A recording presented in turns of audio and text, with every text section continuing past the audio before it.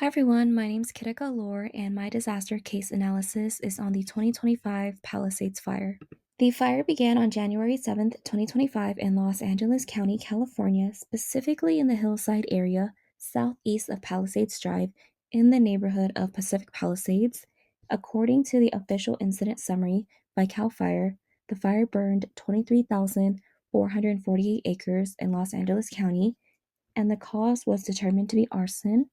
In the incident report, there were 6,837 structures that were destroyed and 973 were damaged.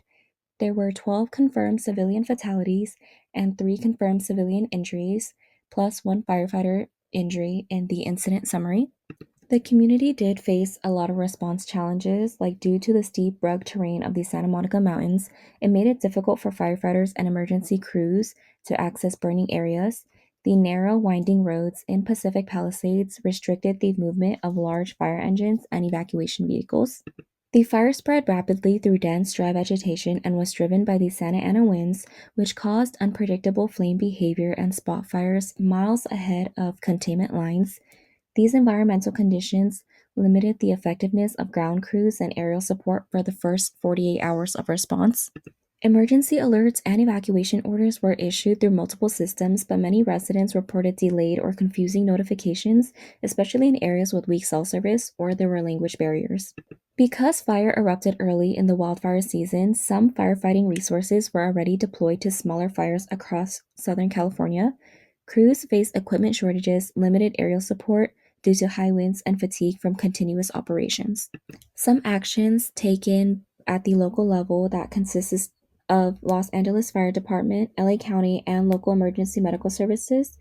The LAFD established a unified command with local law enforcement to coordinate evacuations, road closures, and structure protection.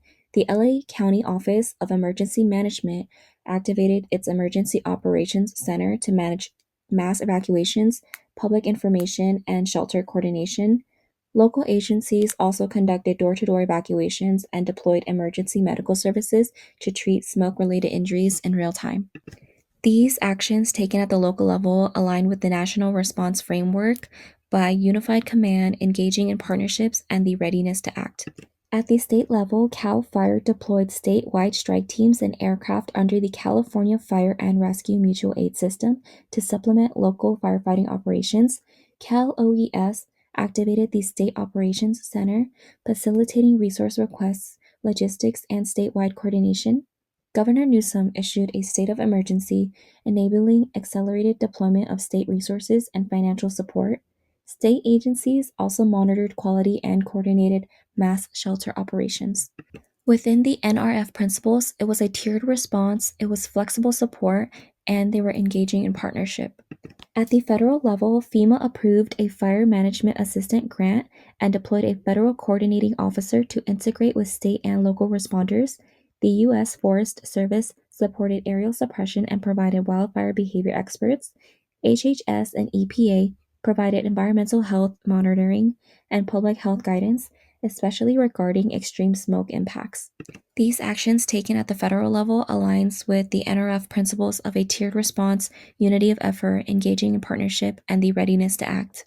Now analyzing the actions and their effectiveness, the use of a unified command system or incident command system is widely supported as improving interagency communication and aligning objectives during complex incidents. When it's properly implemented, it reduces duplication and supports unity of effort. The post-incident LAFD after action review credits unified command with improving coordination in the first 36 hours. California's statewide mutual aid system mobilized CAL FIRE strike teams and aerial assets, while federal assistance became available through the grant approval. Peer-reviewed studies on wildfire suppression repeatedly confirms that mutual aid significantly improves containment success, especially when resources arrive early in the fire growth curve. Authorities issued evacuation orders, conducted door to door checks, and activated shelters. This action aligns with evidence that early decisive evacuations are one of the most effective life safety measures in wildfires.